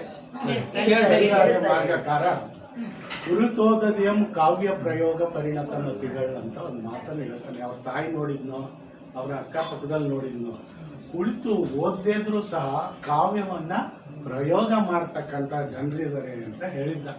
ಕ್ರಿಸ್ತ ಶಕ 9ನೇ ಶತಮಾನದಲ್ಲಿ ಕವಿರಾಜ ಮಾರ್ಗಕಾರ ಶ್ರೀ ವಿಜಯ ತನ್ನ ಕವಿರಾಜ ಮಾರ್ಗದಲ್ಲಿ. ಅದೇ ರೀತಿ ಪದ್ಯಂ ಸಮಸ್ತ ಜನ ವಂದ್ಯಂ, ಯಾರು ಹಿತವಾದಂಥ ಪದ್ಯ ಹೇಳ್ತಾರೆ ಅದು ಸಮಸ್ತ ಜನರು ಸಹ ವಂದಿಸ್ತಾರೆ ಅಂತಕ್ಕಂಥ ಮಾತನ್ನು ಹೇಳ್ತಾರೆ. ಇಂಥವು ಕನ್ನಡದಲ್ಲಿ ಬೇಕಾದಷ್ಟು. ಅಲ್ಲಿ ನಾವು ಜಾನಪದ ಅನ್ನೋದನ್ನ ಕಲಿಯೋದೇನು ಬೇಕಾಗಿರಲಿಲ್ಲ. ನಮ್ಮ ಮನೆ ಒಳಗಡೆನೆ ನಾವೇ ಅನುಸರಿಸಿ ಇವತ್ತಿಗೂ ಸಹ ಅನುಸರಿಸ್ಕೊಂಡು ಮಾಡ್ಕೊಂಡು ಬರ್ತಾನೆ ಇದೆ. ಈ ಒಂದು ಅಲೆ ಜೋರಾಗಿ ಯಾವಾಗ ಪ್ರಾರಂಭ ಆಯಿತು ಅಂದರೆ 17ನೇ ಶತಮಾನದ ಆರಂಭ ಘಟ್ಟದಲ್ಲಿ ನಾವೆಲ್ಲ ವಸಾಹತುಶಾಹಿಗಳಾಗಿತ್ತು. ಆದರೂ ಸಹ ನಮ್ಮ ಪರಂಪರೆ ಇದ್ದೇ ಇತ್ತು. ಯುರೋಪ್ನಲ್ಲಿ ಒಂದು ಕೈಗಾರಿಕಾ ಕ್ರಾಂತಿ ಆದಂಥ ಸಂದರ್ಭದಲ್ಲಿ ಈ ಇಂಗ್ಲೆಂಡ್ನಲ್ಲಿ, ಹೆಚ್ಚಾಗಿ ಇಂಗ್ಲೆಂಡ್ನಲ್ಲಿ ಏನಾಯಿತು, ಹಳ್ಳಿಯ ಜನರೆಲ್ಲ ಸಿಟಿಗೆ ವಲಸೆ ಹೋಗೋಕ್ಕೆ ಪ್ರಾರಂಭ ಮಾಡಿದ್ರು. ಆ ಪ್ರಾರಂಭ ಮಾಡಿದಂಥ ಸಂದರ್ಭದಲ್ಲಿ ಕೆಲವಾರು ಸಮಾನ ಮನಸ್ಕರು, ಈ ಸಹೃದಿ ಬಳಗ ಇತ್ತಲ್ಲ ಅಂತ ಸಮಾನ ಮನಸ್ಕರು ಈ ಪರಂಪರೆಯಿಂದ ಬಂದಿರತಕ್ಕಂಥ ನುಡಿಗಳನ್ನು ದಾಖಲು ಮಾಡಬೇಕು ಅಂತಕ್ಕಂಥ ಒಂದು ಆಂಥ್ರೋಪಾಲಜಿಸ್ಟ್ ಗುಂಪು, ಅಂದರೆ ಮಾನವಶಾಸ್ತ್ರಜ್ಞರ ಗುಂಪು, ಸಮಾನ ಮನಸ್ಕರ ಗುಂಪು ಏನು ಮಾಡ್ತು, ಅದನ್ನು ಪ್ರಾರಂಭ ಮಾಡಿತು. ಈ ಸಿಟಿಗೆ ಹೋದಾಗ ಹಳ್ಳಿಲಿ ಟ್ವಿಂಕಲ್ ಟಿಂಕಲ್ ಲಿಟಲ್ ಸ್ಟಾರ್ ಅಂತ ಏನು ಹೇಳ್ತೀವಿ ಅದೆಲ್ಲ ಜನಪದದಿಂದನೇ ಬಂದಿರ್ತಕ್ಕಂಥದ್ದು. ಈ ಕೌಂಟಿ ಅಂದರೆ ಗ್ರಾಮ, ಆ ಗ್ರಾಮಗಳಲ್ಲಿ ಇರ್ತಕ್ಕಂಥವರೆಲ್ಲ ನಗರೀಕರಣಕ್ಕೆ ಹೋದಾಗ ಇದನ್ನು ಉಳಿಬೇಕು ಅಂತ ಅದನ್ನು ದಾಖಲೆ ಮಾಡೋಕ್ಕೆ ಸ್ಟಾರ್ಟ್ ಮಾಡಿ ಜನಪದವನ್ನು ದಾಖಲೆ ಮಾಡ್ತಕ್ಕಂಥ ಕೆಲಸವನ್ನು ಯುರೋಪಿನವರು ನಮಗೆ ಕಲಿಸ್ಕೊಟ್ರು. ಆ ಸಂದರ್ಭದಲ್ಲಿ ಇಲ್ಲಿ ಕರ್ನಲ್ ಮೆಕೆಂಜಿ ಬರ್ತಾನೆ. ಮೆಕೆಂಜಿ ಬಂದು ಇಲ್ಲೆಲ್ಲ ಅಡ್ಡಾಡ್ತಾನೆ. ಇಲ್ಲಿವರೆಗೂ ಶ್ರವಣಬೆಳಗೊಳಕ್ಕೂ ಬಂದಿರ್ತಾನೆ. ಟಿಪ್ಪು ಸುಲ್ತಾನ್ ಪತನ ಆದ ನಂತರ ಅಬ್ಬೆ ಡುಬೋಯಿ ಅಂತ ಒಬ್ಬ ವಿದ್ವಾಂಸ ಬರ್ತಾನೆ. ಅವನು ಇಲ್ಲೆಲ್ಲ ಚುಚ್ಚುಮದುಗಳನ್ನು ಹಾಕ್ತಾನೆ. ಅವನು ಫ್ರೆಂಚ್ ಮಿಷನರಿಯವನಾಗಿರ್ತಾನೆ. ಅವನು Hindu manners and customs and ceremonies ಅಂತ ಒಂದು ಪುಸ್ತಕವನ್ನು ಬರೀತಾನೆ. ಅದರಲ್ಲಿ ಇಲ್ಲಿರ್ತಕ್ಕಂಥ ಈ ಜನರನ್ನು ನಾವು ಹೊಡೆದು ಅಥವಾ ಬೆದರಿಸಿ ಕೊಂದು ಅಥವಾ ಇವರನ್ನು ಆಡಳಿತ ಮಾಡೋಕ್ಕಾಗಲ್ಲ, ಇವ್ರ ಭಾಷೆ ಕಲಿಬೇಕು ಮತ್ತು ನಮ್ಮ ಧರ್ಮನ ಬಿತ್ತಬೇಕು ಅನ್ನೋ ಕಾರಣಕ್ಕೆ ಅವ್ರು ಏನು ಮಾಡ್ತಾರೆ, ಇವನ್ನೆಲ್ಲ ದಾಖಲೆಗಳನ್ನು ಮಾಡ್ತಾ ಬರ್ತಾರೆ. ಇಲ್ಲಿರ್ತಕ್ಕಂಥ ಜನಪದವನ್ನು ದಾಖಲೆ ಮಾಡಬೇಕು ಅಂತಕ್ಕಂಥ ವಿಚಾರವನ್ನು ಬರ್ತದೆ. ಆದರೆ ಅಧ್ಯಯನದ ಸಂದರ್ಭದಲ್ಲಿ ನಾವೇನು ಮಾಡ್ತೀವಿ, ಜಾನಪದ ಅಧ್ಯಯನ ಸಂದರ್ಭದಲ್ಲಿ ಈ ಅಮೆರಿಕದಲ್ಲಿ ಯಾವುದೇ ಜಾನಪದ ಇಲ್ಲ. ಅಮೆರಿಕದಲ್ಲಿ ಯಾಕೆಂದರೆ ಅಲ್ಲಿ ಸ್ಪ್ಯಾನಿಷು, ಪೋಲೆಂಡ್ನಿಂದ ಹೋದವರು, ಜಗತ್ತಿನ ಎಲ್ಲ ವಲಸೆ ಹೋದವರು, ರೆಡ್ ಇಂಡಿಯನ್ಸ್ ಬಿಟ್ಟರೆ ಇನ್ಯಾರೂ ಇಲ್ಲ, ಎಲ್ಲ ವಲಸೆಗಾರರ ದೇಶ ಅದು ಅಮೆರಿಕ. ಅಲ್ಲೂ ಸಹ ಜಾನಪದ ಅಧ್ಯಯನಕ್ಕೆ ತೀವ್ರವಾದಂಥ ಶೋಧಗಳು ನಡೀತವೆ. ಜಾನಪದವನ್ನು ಅಧ್ಯಯನ ಮಾಡೋದು ಹೇಗೆ? ಅಧ್ಯಯನ ಮಾಡೋದಾದರೆ ಒಂದು 4 ವಿಭಾಗಗಳನ್ನು ಮಾಡ್ತಾರೆ. ಅದು ಮೌಖಿಕ ಸಾಹಿತ್ಯ, ಅಂದರೆ ಬಾಯಿಂದ ಬಾಯಿಗೆ ಬಂದಂಥದ್ದು. ಯಾರು ಸೃಷ್ಟಿ ಮಾಡಿದ್ರು, ಕೈ ಕೆಸರಾದರೆ ಬಾಯಿ ಮೊಸರು, ಯಾರು ಹೇಳಿದ್ರು ಯಾವಾಗ ಹೇಳಿದ್ರು ಗೊತ್ತಿಲ್ಲ. ಕಾಲಾತೀತವಾದ್ದು ಜನಪದ ಅಂತಕ್ಕಂಥದ್ದು, ಕಾಲಾತೀತವಾದ್ದು, ಅನಾಮಧೇಯ ಸೃಷ್ಟಿಕರ್ತ, ಅನಾಮಧೇಯ ಸೃಷ್ಟಿಕರ್ತ. ಇಂಥ ಮೌಖಿಕ ಸಾಹಿತ್ಯ ಅಂತ ಒಂದಿರ್ತಾರೆ. ಇನ್ನೊಂದು ಸಾಮಾಜಿಕ ಸಂಪ್ರದಾಯಗಳು ಅಂತ ಒಂದು ಭಾಗ ಮಾಡ್ತಾರೆ. ಅಧ್ಯಯನಕ್ಕೋಸ್ಕರ ಇವೆಲ್ಲ ನಾವು ಮಾಡ್ತಾನೆ ಇದ್ದೀವಿ ಡೈಲಿ. ಅಧ್ಯಯನಕ್ಕೋಸ್ಕರ ಸಾಮಾಜಿಕ ಸಂಪ್ರದಾಯಗಳು, ಜಾತ್ರೆ, ಹಬ್ಬ ಹರಿದಿನ, ಮನೆಗೆ ಸಂಬಂಧಪಟ್ಟಂಥ ಹಬ್ಬಗಳಿರ್ಬೋದು, ಊರಿಗೆ ಸಂಬಂಧಪಟ್ಟಂಥ ಹಬ್ಬಗಳಿರ್ಬೋದು. ಇದು ಸಾಮಾಜಿಕ ಸಂಪ್ರದಾಯಗಳು, ನಂಬಿಕೆಗಳು, ಆಚರಣೆಗಳು. ಒಂದೊಂದು ಸಮುದಾಯಗಳಿಗೆ ತನ್ನದೇ ಆದಂಥ ಆಚರಣೆಗಳು ಇರ್ತವೆ. ಅದರದ್ದಾದಂಥ ಸಾಮಾಜಿಕ ಸಂಪ್ರದಾಯಗಳು. ಭೌತಿಕ ಸಂಸ್ಕೃತಿ ಅಂತ ಬರ್ತದೆ. ಬಟ್ಟೆಗಳು, ವೇಷಭೂಷಣಗಳು, ಮತ್ತು ಗಿಡಮೂಲಿಕೆ ಔಷಧಿಗಳು, ಇಂಥವೆಲ್ಲ ಭೌತಿಕ ಸಂಪ್ರದಾಯದೊಳಗೆ ಬರ್ತದೆ. ಇನ್ನು ಕಲಾ ಪ್ರಕಾರಗಳೊಳಗಡೆ ಪ್ರದರ್ಶನ ಕಲೆಗಳು ಅಂತ ಅಂದಾಗ ಎಲ್ಲ ದೊಡ್ಡ ಆಟ, ಸಣ್ಣ ಆಟ, ಯಕ್ಷಗಾನ, ಬಯಲಾಟ ಇವೆಲ್ಲ ಬರ್ತವೆ. ಇವತ್ತು ನಾನು ಪ್ರಸ್ತಾಪ ಮಾಡಬೇಕಾಗಿ ದೊಡ್ಡ ಸಮುದ್ರ, 32 ಪೇಜು, 1950ನೇ ಇಸ್ವಿಗೆ ಜಾನಪದಕ್ಕೆ ಸಂಬಂಧಪಟ್ಟಂತೆ ಸೈನ್ಸ್ ಆಫ್ ಫೋಕ್ಲೋರ್ ಅಂತ ಅಲೆಕ್ಸಾಂಡರ್ ಎಚ್ ಕ್ರಾಪೆ ಅಂತ ಕನ್ಫರ್ಮ್ ಮಾಡಿದ್ದೇನೆ. 32 ಪೇಜ್ ಇದೆ ಅದರ ಕ್ಲಾಸಿಫಿಕೇಶನ್. ಅದಾದ ಮೇಲೆ ಇಲ್ಲ. ಈ ಕರ್ನಾಟಕದಲ್ಲಿ ಆ ವೇವ್ ಜಾಸ್ತಿ ಆಯಿತು. ಇಡೀ ಇಂಡಿಯಾದಲ್ಲಿ ಕರ್ನಾಟಕದಲ್ಲಿ ಆಗಿರ್ತಕ್ಕಷ್ಟು ಜಾನಪದದ ಕೆಲಸ ಎಲ್ಲೂ ಆಗಿಲ್ಲ. ಅದು ಬಿಟ್ಟರೆ ಇನ್ನು ವೆಸ್ಟ್ ಬೆಂಗಾಲ್ನಲ್ಲಿ, ಕರ್ನಾಟಕ ಬಿಟ್ಟರೆ ವೆಸ್ಟ್ ಬೆಂಗಾಲ್. ಆ ವೇವ್ನಲ್ಲಿ ಅನೇಕ ಹಿರಿಯ ವಿದ್ವಾಂಸರು, ಜಿ.ಶಂ ಪರಮೇಶ್ವರಯ್ಯ ಇರ್ಬೋದು, ಇಲ್ಲಿ ಇ.ಸಿ. ರಾಮಚಂದ್ರೇಗೌಡ ಇರ್ಬೋದು, ಬೇರೆ ಬೇರೆ ತಾಲೂಕುಗಳಲ್ಲಿ ಅಲ್ಲಲ್ಲಿ ಅವರ ಮಿತಿ ಒಳಗಡೆ ಜಾನಪದವನ್ನು ಸಂಗ್ರಹಿಸುವ, ಕಲೆಕ್ಟ್ ಮಾಡುವ, ಅದನ್ನು ದಾಖಲಿಸುವ, ಆಡಿಸುವ, ಪ್ರದರ್ಶನ ಮಾಡಿಸುವ ಎಲ್ಲ ಕೆಲಸಗಳು ಕರ್ನಾಟಕದಲ್ಲಿ ಮಾಡ್ತಾ ಬಂದಿದ್ದು. ಇದುವರೆಗೂ 3,500 ವರ್ಷ ಚೆನ್ನಾಗಿಬಿಟ್ರು. ಒಂದು ದೊಡ್ಡ ಪರಂಪರೆನೇ ಇದೆ. ಅವರೆಲ್ಲ ಮೂಲ ಬೇರುಗಳನ್ನು ಹಾಕೊಟ್ಟಂಥವ್ರು. ಎಚ್.ಎಲ್. ನಾಗೇಗೌಡರು IAS ಆಫೀಸರ್ ಆಗಿದ್ರು. ಅವರು IAS ಆಫೀಸರ್ ವೃತ್ತಿಯನ್ನು ಬಿಟ್ಟು ಜಾನಪದಕ್ಕೆ ತಮ್ಮ ಜೀವನವನ್ನ ಅರ್ಪಿಸ್ಕೊಂಡ್ರು. ಜನಪದ ಲೋಕ ಅಂತ ಇಲ್ಲಿ ರಾಮನಗರದಲ್ಲಿ ಇದೆ. ಯಾರು ಪ್ರದರ್ಶನ ಹೋಗಿ ನೋಡ್ಬೋದು. ತುಂಬಾ ತಾವೇ ಕಸ ಗುಡಿಸಿ ಆಫೀಸ್ ಮಾಡಿದಂಥವ್ರು. ನಾಗಸಂಪಿಗೆ ಅಂತ ಒಂದು ಪುಸ್ತಕ ಇದೆ. ಆ ಪುಸ್ತಕ ಓದಿದ್ರೆ ಗೊತ್ತಾಗ್ತದೆ ಅವ್ರು ಹೆಂಗ್ ಮಾಡಿದ್ರು ಅಂತ. ಆದರೆ ನಾನು ಇಲ್ಲಿ ಇವತ್ತು ಪ್ರಸ್ತಾಪ ಮಾಡಬೇಕಾಗಿರ್ತಕ್ಕಂಥದ್ದು ಮೌಖಿಕ ಕಥೆ. ಮೌಖಿಕತೆ ಅಂದರೆ ಬಾಯಿಂದ ಬಾಯಿಗೆ ಬಂದೆ. ಮೌಖಿಕತೆ ಅಂತಕ್ಕಂಥದ್ದು, ಈ ಮೌಖಿಕತೆ ಅಂದರೆ ನಾವು ಮಾತು ಅಂತ ಹೇಳ್ತೀವಿ. ಮಾತಲ್ಲಿ ವೆರೈಟಿ ಮಾತುಗಳಿವೆ. ಕುಂಕು ಮಾತು, ಚಾಡಿ ಮಾತು, ಇವೆಲ್ಲ ಮೌಖಿಕ ಸಾಹಿತ್ಯದಲ್ಲೇ ಬರ್ತವೆ. ಮೌಖಿಕ ಸಾಹಿತ್ಯದಲ್ಲಿ 2 ಪ್ರಕಾರ, ಒಂದು ಗದ್ಯ ಪ್ರಕಾರ, ಪದ್ಯ ಪ್ರಕಾರ. ವಿಭಾಗ ಏನು ಹೇಳಕ್ ಹೋಗಲ್ಲ, ನೀವು ಅರ್ಥ ಮಾಡ್ಕೊಳ್ಳಿ. ಅಧ್ಯಯನಕ್ಕೋಸ್ಕರ ಆ ಗದ್ಯ ಪ್ರಕಾರದಲ್ಲಿ ಒಗಟು, ಗಾದೆ, ಐತಿಹ್ಯ, ಕತೆ, ಪುರಾಣ ಗದ್ಯ ಪ್ರಕಾರದಲ್ಲಿ. ಪದ್ಯ ಪ್ರಕಾರದಲ್ಲಿ ಹಾಡುಗಳು ಬರ್ತವೆ, ಸಣ್ಣ ಸಣ್ಣ ಪದ್ಯಗಳು, ಕೋಲಾಟದ ಪದಗಳು, ಬೀಸುವ ಪದಗಳು, ಲಾವಣಿಗಳು. ಲಾವಣಿ ಅಂತ ಅಂದ್ರೆ ಐತಿಹಾಸಿಕ ವಿಚಾರವನ್ನ ಇರ್ತಕ್ಕಂಥ ಪದ್ಯಗಳು. ಈ ರೀತಿ ಮತ್ತೆ ಮಹಾಕಾವ್ಯ, ಮಂಟೇಸ್ವಾಮಿ, ಮಾದೇಶ್ವರ, ಈ ಥರ ಮಹಾಕಾವ್ಯಗಳು. ಅವನೇನು ಹೇಳಕ್ ಹೋಗಲ್ಲ. ಈ ಮಾತಿನ ಬಗ್ಗೆ ಅಷ್ಟೇ ಹೇಳ್ತಾನೆ. ನಮ್ಮಲ್ಲಿ ಮಾತು, ಕುಂಕು ಮಾತು. ಮಾತು ಅಂದರೆ ಯಾವ ರೀತಿ ಇರ್ತದೆ? ಚಾಡಿ ಮಾತು, ಬೈಗುಳ, ಶಾಪ, ಹೊಗಳಿಕೆ, ತಗಳಿಕೆ, ಮಸ್ಕ ಹೊಡೆಯೋದು ಅಂತ ಹೇಳ್ತಾರೆ. ಗಾಳಿ ಮಾತು, ಆಣೆ ಮಾಡೋದು. ಆಣೆ ಮಾಡ್ಬಿಟ್ರೆ ಅಂತ ಮುಗೀತು. ಮತ್ತೆ ಬಾಯಿ ಮಾತು, ಬಾಯಿ ಮಾತು, ಕಿವಿ ಮಾತು, ವಾಣಿ. ನಮ್ಮ ತುಂಬಾ ಶ್ರೇಷ್ಠ ಅಂದ್ರೆ ಜಿನೇಂದ್ರ ವಾಣಿ ಅಂತ ಏನು ಹೇಳ್ತೀವಿ ಆ ಥರ ವಚನ. ಆಮೇಲೆ ಗಾದೆಗಳಿವೆ, ಒಗಟುಗಳಿವೆ. ಮಾತು ಬೆಳ್ಳಿ, ಕೆಲವಾರು ಮೌನ ಬಂಗಾರ, ಮಾತೇ ಮಾಣಿಕ್ಯ, ಮಾತೇ ಮುತ್ತು, ಮಾತೇ ಮೃತ್ಯು, ಮಾತು ಮನೆ ಕೆಡಿಸ್ತು, ತೂತು ಒಲೆ ಕೆಡಿಸ್ತು, ಬಾಯಿದ್ದನೋ ಬರದಲ್ಲೂ ಬದುಕ್ತಾನೆ, ಮಾತು ಬಲ್ಲವನಿಗೆ ಜಗಳವಿಲ್ಲ, ಊಟ ಬಲ್ಲವನಿಗೆ ರೋಗವಿಲ್ಲ, ಬಾಯಿ ಬಿಟ್ರೆ ಬಣ್ಣಿಗೇಡು, ಇದ್ದು ಇದ್ದಂಗೆ ಹೇಳಿದ್ರೆ ಉದ್ದುದ್ದ ಮಾತಿನವರ ಮೊಳಕೈ ಮಂಡ, ಮಾತಲ್ಲೇ ಮನೆ ಕಟ್ಟೋರು ಅಡ್ಡಾದಿಡ್ಡಿ ಮಾತಾಡಿ ಗಡ್ಡ ಬಡಿಸ್ಕೊಂಡ, ಅಲ್ಲದ ಮಾತೇಕೆ ಸಲ್ಲದ ಹೊನ್ನೇಕೆ, ನುಡಿ ಮಾತಿನಿಂದ ಚಾಡಿ ಮಾತಿನಿಂದ ಚಾವಡಿ ಹಾಳಾಯ್ತು, ಅಂಚಿಲ್ಲದ ಹೊಲವಿಲ್ಲ ಸಂಚಿಲ್ಲದ ಮಾತಿಲ್ಲ, ಆಡೋ ಕಿಸ್ಬಾಯಿ ದಾಸ, ಆಡಿದ ಮಾತು ಬಿಟ್ಟ ಬಾಣ ಎರಡೂ ಹಿಂದೆ ಬರಲ್ಲ. ಜಾಣನಿಗೆ ಮಾತಿನ ಪೆಟ್ಟು, ಟೊಳ್ಳು ಮಾತು ಸುಳ್ಳಿಗಿಂತ ಕಡೆ. ಹೆಂಗಸರ ಬಾಯಲ್ಲಿ ಮಾತು ನಿಲ್ಲೋದು, ಗಂಡಸರ ಬಾಯಲ್ಲಿ ಕೂಸು ನಿಲ್ಲೋದು. ಆಡಿದಂತೆ ಮಾಡಬೇಕು, ನುಡಿದಂತೆ ನಡೆಯಬೇಕು. ಇವೆಲ್ಲ ಗಾದೆ ಮಾತುಗಳು. 250 ಗಾದೆಗಳು ಬರೀ ಮಾತು ಅನ್ನಕ್ಕೆ ಸರ್, ಬರೀ ಮಾತು ಅನ್ನೋ ವಿಚಾರದಲ್ಲೇ ಇನ್ನೂ ಗಾದೆಗಳ ಸಂಗ್ರಹದಲ್ಲಿ ಒಟ್ಟು ಒಂದು 3,000 ಗಾದೆ ಇದೆ ಕರ್ನಾಟಕದಲ್ಲಿ. ಅದರಲ್ಲಿ ಬರೀ ಮಾತಿಗೆ ಅಕಾರಾದಿಯಾಗಿ 350 ಗಾದೆಗಳು ಬರೀ ಮಾತಿನ ಬಗ್ಗೆ ಇದೆ. ಆಗ ಈ ಮಾತು ಇವು ಬರ್ತದೆ. ಈ ಜನಪದ ಕಥೆಗಳು ಅಂತ ಅಂದಾಗ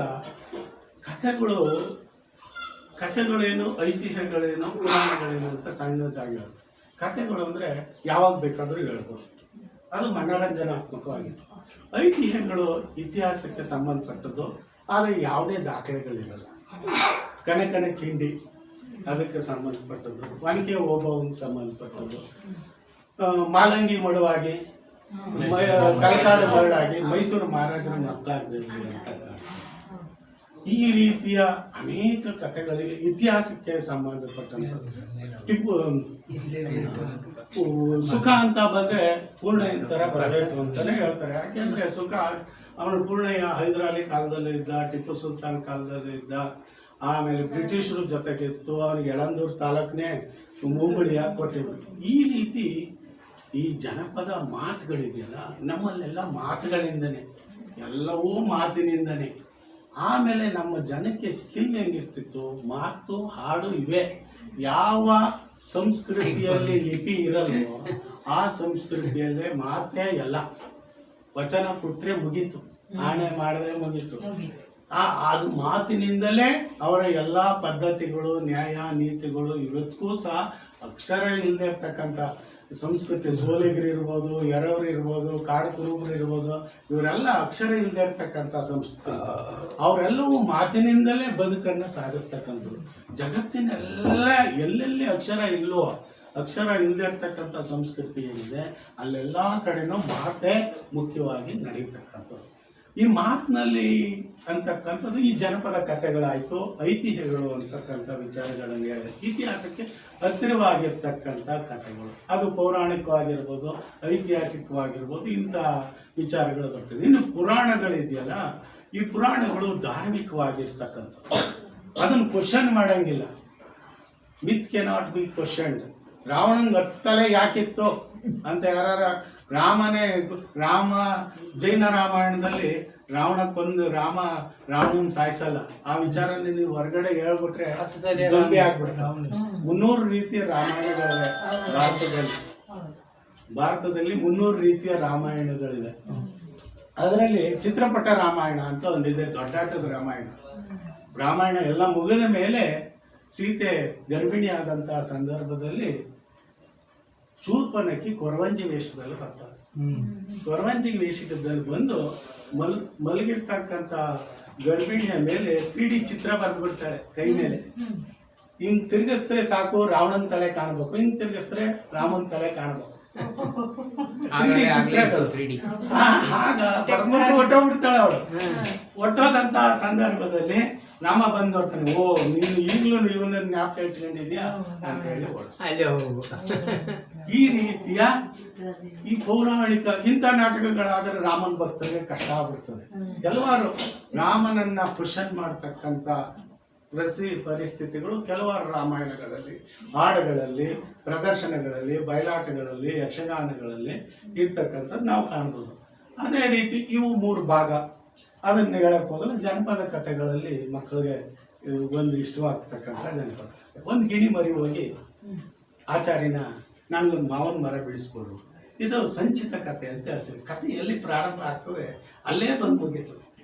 ಗಿಣಿ ಮರಿ ಹೋಗಿ ಆಚಾರ್ಯನ ನನಗೆ ಆ ಮಾವನ ಮರ ಬಿಡಿಸ್ಬಿಡ್ತು, ಹೋಗ ಅಂತ ನಗ್ಬಿಡ್ತದೆ, ಬೈದು ಕಳಿಸ್ಬಿಡ್ತಾನೆ. ಅಲ್ಲಿಂದ ಹೋಗಿ ಬೆಕ್ಕನ್ನು ಕೇಳ್ತದೆ. ಬೆಕ್ಕು ನೀನು ಆ ಆಚಾರ್ಯ ಕಾಲು ಕಚ್ಚು ಅಂತ. ಆಚಾರ್ಯ ಕಾಲು ಕಚ್ಚು, ಕಚ್ಚಲ ಹೋಗು ಅಂತ. ಕಚ್ಚಲ ಹೋಗು ಅಂದ ತಕ್ಷಣನೇ ನಾಯಿ ಹೋಗಿ ಹೇಳ್ತದೆ, ನಾಯಿ ನೀನು ಬೆಕ್ಕನ ಮರಿ ಕಚ್ಚು ಅಂತ. ಬೆಕ್ಕನ್ ಮರಿ ಕಚ್ಚ ಅಂದ್ರೆ ಅದು ನಾಯಿ ಹೋಗು ನಾ ಕಚ್ಚಲ್ಲ ಅಂತದೆ. ಆಗ ಬೆಕ್ಕನ್ ಮರಿ ಕಚ್ಚ ಹೇಳಿದಾಗ ಅಜ್ಜಿಗೆ ಹೋಗಿ ಹೇಳ್ತದೆ ಆ ನಾಯಿ ಹೊಡಿ ಅಂತ ಅಜ್ಜಿಗೆ ಹೋಗಿ ಹೇಳ. ಅಜ್ಜಿಗೆ ಹೋಗಿ ಹೇಳಿದಂಥ ಸಂದರ್ಭದಲ್ಲಿ ಅಜ್ಜಿ ನಾನು ಮಾಡಲ್ಲ ಅಂತ, ಅಜ್ಜಿ ನಾನು ಮಾಡಲ್ಲ ಅಂತ ಸಂದರ್ಭದಲ್ಲಿ ಹಸುಗೆ ಹೋಗಿ ಹೇಳ್ತದೆ. ಹಸುಗೆ ಹೋಗಿ ಹೇಳಿದಾಗ ಹಸುನ ನಾ ಮಾಡಲ್ಲ ಅಂತ, ಹಸುನ ನಾ ಮಾಡಲ್ಲ ಅಂದಾಗ ಅಜ್ಜನ್ಗೆ ಹೋಗಿ ಹೇಳ್ತದೆ. ಅಜ್ಜನ್ಗೆ ಹೋಗಿ ಹೇಳಿದಾಗ ಅಜ್ಜನೂ ಒಪ್ಪೋದಿಲ್ಲ. ಆಗ ಕರುಗೆ ಹೇಳ್ತದೆ ಆಯ್ತು ನಾನು ನಮ್ಮ ತಾಯಿ ಕೈ ಹೆಚ್ಚಲನ್ನ ಕಚ್ಚುತ್ತೀನಿ ಆವಾಗ ನಿನಗೆ ಸಿಗುತ್ತೆ ಅಂತ. ಹಾಗೇನು ಮಾಡ್ತದೆ ಕರು ಹಾಲು ಕರಿಯೋ ಸಂದರ್ಭದಲ್ಲಿ ಕಚ್ಚಿಬಿಡ್ತದೆ. ಕಚ್ಚಿಬಿಟ್ಟಾಗ ಹಾಲನ್ನ ಒದ್ದು ಬಿಡ್ತದೆ ಹಸು. ಒದ್ದ ತಕ್ಷಣನೇ ಅಜ್ಜ ಏನ್ ಮಾಡ್ತಾನೆ ಅಜ್ಜಿಗೆ ಹೊಡಿತಾನೆ. ಅಜ್ಜಿ ಏನ್ ಮಾಡ್ತಾಳೆ ನಾಯಿಗೆ ಹೊಡಿತಾಳೆ. ನಾಯಿ ಏನ್ ಮಾಡ್ತದೆ ಬೆಕ್ಕಿಗೆ ಕಚ್ಚುತ್ತದೆ. ಬೆಕ್ಕು ಏನ್ ಮಾಡ್ತದೆ ಬಡಿಗೆ ಕಚ್ಚುತ್ತದೆ. ಬಡಿಗೆ ಏನ್ ಮಾಡ್ತಾನೆ ಬೆಕ್ಕು ಕಚ್ಚಿಬಿಟ್ಟು ಮಾವನ ಮರ ಏರ್ಬಿಡ್ತದೆ.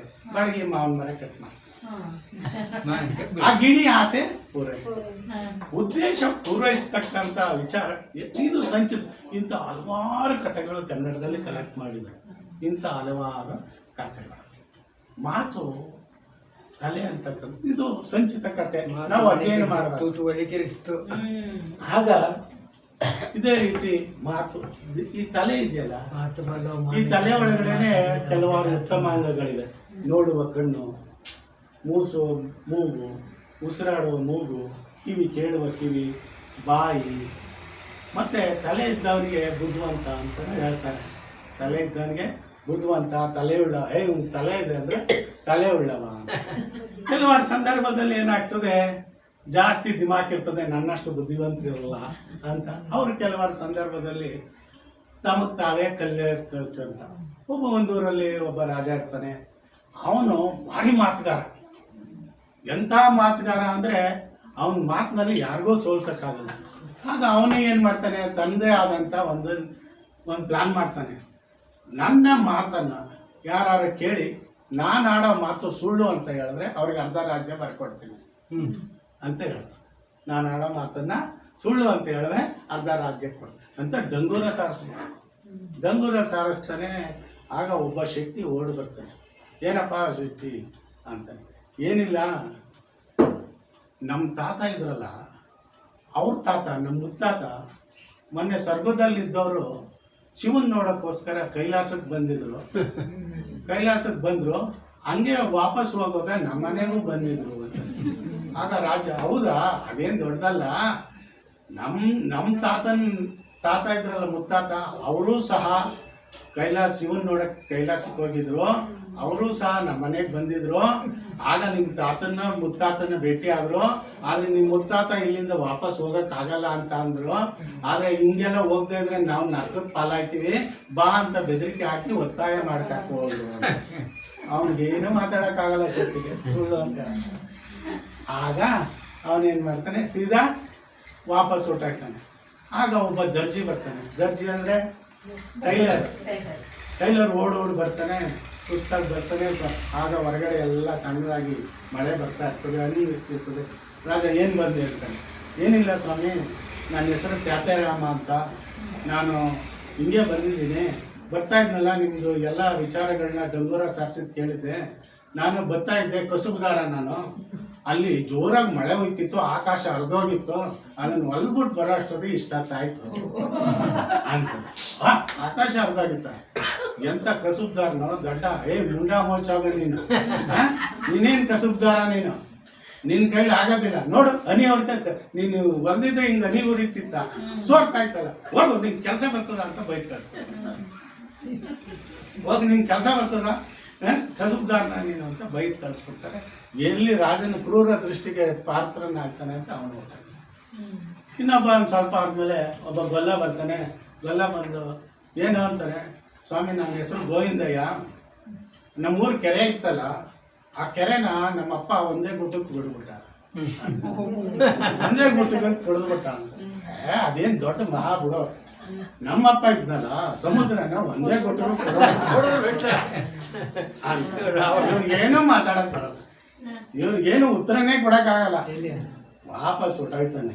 ಇನ್ನು ಏನಪ್ಪ ಹಿಂಗೆ ಒಂದು ಸ್ವಲ್ಪ ಹೊತ್ತಾದ್ಮೇಲೆ ಒಬ್ಬ ಆಚಾರ್ಯ ಬರ್ತಾನೆ. ಆಚಾರ್ಯ ಬಂದು ಅವನೇನು ಹೇಳ್ತಾನೆ, ಸ್ವಾಮಿ ಏನು ಬಂದಿದ್ದು? ಸ್ವಾಮಿ ನಮ್ಮ ತಾತ ಇದ್ರಲ್ಲ, ಅವರು ನಿಮ್ಮ ತಾತನ ಮದುವೆಯಲ್ಲಿ ಮದುವೆ ಮಂಟಪನ ಚೆನ್ನಾಗಿ ಶೃಂಗಾರ ಮಾಡಲಿಕ್ಕೆ ವಹಿಸ್ಕೊಂಡಿದ್ರು. ಚೆನ್ನಾಗಿ ಯಾವ ಕಾಲದಲ್ಲೂ ಅಂಥ ಮದುವೆ ಮಂಟಪ ಇರಬಾರ್ದು, ಭೂತ ಭವಿಷ್ಯ ಎಲ್ಲೂ ವರ್ತಮಾನ ಎಲ್ಲೂ ಅಂಥ ಶೃಂಗಾರ ಮಾಡಿದ್ರು. ಏನು ಮಾಡಿದ್ರು ಅಂದರೆ, ಮದುವೆ ಮಂಟಪದಲ್ಲಿ ಸೂರ್ಯನ ತಂದಿಟ್ಟಿದ್ರು, ಚಂದ್ರನ್ನು ತಂಪಾಗಿರ್ಲಿ ಅಂತ ನಾವೇನು ಏರ್ ಕಂಡೀಷನ್ ಮಿಷಿನ್ ಇಟ್ಟಿದ್ರಲ್ಲ ಅದಕ್ಕೆ ತಂಪಾಗಿರ್ಲಿ ಅಂತ ಇಟ್ಟಿದ್ರು. ಆಮೇಲೆ ಶೃಂಗಾರಕ್ಕೋಸ್ಕರ ನಕ್ಷತ್ರಗಳನ್ನೇ ಜೋಡಿಸ್ಬಿಟ್ಟಿದ್ರು. ಹೌದು ಕಣಪ್ಪ, ಈ ಮಾತಾ ನಾನು ಕೇಳಿದ್ದೀನಿ.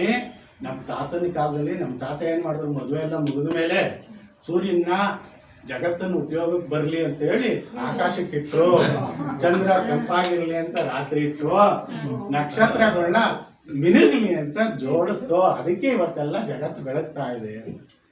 ಅವನು ಆಚಾರ್ಯ ಮಾತಾಡೋಕ್ಕೆ ಆಗದೇನೆ ಸ್ವಲ್ಪ ಹೊತ್ತಾದ್ಮೇಲೆ ಸಂಜೆ ಆದಮೇಲೆ ಒಬ್ಬ ರೈತ ಬರ್ತಾನೆ. ನನ್ನ ಹೆಸರು ಪುನಾಡಹಳ್ಳಿ ಗೌಡ ಅಂತ, ಇಂಥ ಗೌಡ ಅಂತ ಹೇಳ್ತಾನೆ. ಏನು ಬಂದಿದ್ದು ಅಂತಾನೆ. ಏನು ಬಂದಿದ್ದು ಅಂದರೆ, ನಾನು ಒಳ್ಳೆ ರಾಸಿದೆ, ಎಲ್ಲ ಹೊಲ ಇದೆ, ಗದ್ದೆ ಇದೆ, ಎಲ್ಲ ಇದೆ, ನನಗೆ ಬೆಣ್ಣೆ ಇದೆಲ್ಲ ಇದೆ. ಬೆಣ್ಣೆ ತಂದು ಸಂತೆಗೆ ಹೋಗಿದ್ದೆ, ಈಗೆಲ್ಲ ಮುಗಿಸ್ಕೊಂಡು ವಾಪಸ್ ಏನಾಗಬೇಕಾಯ್ತು ನೋಡಿ. ನಮ್ಮ ತಂದೆಯವರು ನಿಮಗೆ ಒಂದು ಮಣ ಚಿನ್ನ ಕೊಟ್ಟಿದ್ರು, ಅದನ್ನು ವಾಪಸ್ ಕೇಳವ ಅಂತ ಬಂದೆ ಅಂತ. ನಮ್ಮ ತಂದೆಯವರು ನಿಮಗೆ ಒಂದು ಮಣ ಚಿನ್ನ ಕೊಟ್ಟಿದ್ರು, ವಾಪಸ್ ಕೇಳವ ಅಂತ. ಸುಳ್ಳು ಅಂತ ಅಂದ್ಬಿಡ್ತಾನೆ. ಸುಳ್ಳು ಅಂತ ಹಂಗಾರೆ ಅರ್ಧ ರಾಜ್ಯ ಕೊಡಿ.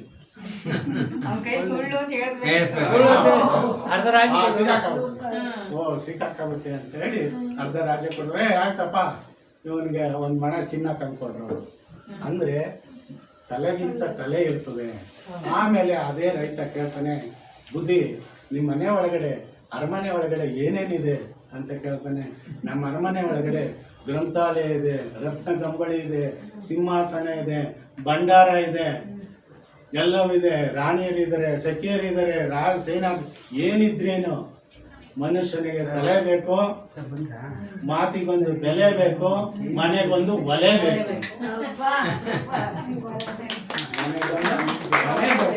ಒಲೆ ಇಲ್ದೇರ ಮನೆ ಮನೆ ಅಲ್ಲ ಅಂತ ಹೇಳ್ತಾ ಈ ರೀತಿ ಇದಾಗ್ತದೆ. ಎಷ್ಟು ಸೊಗಸಾದ ಕತೆ, ಎಷ್ಟು ಸೊಗಸಾದ ಸುವಾಸನೆ ಮನೆಯಿಂದ ತುಂಬಾ ರಸವತ್ತಾಗಿದೆ ಇವತ್ತಿನ ಕಾರ್ಯಕ್ರಮ.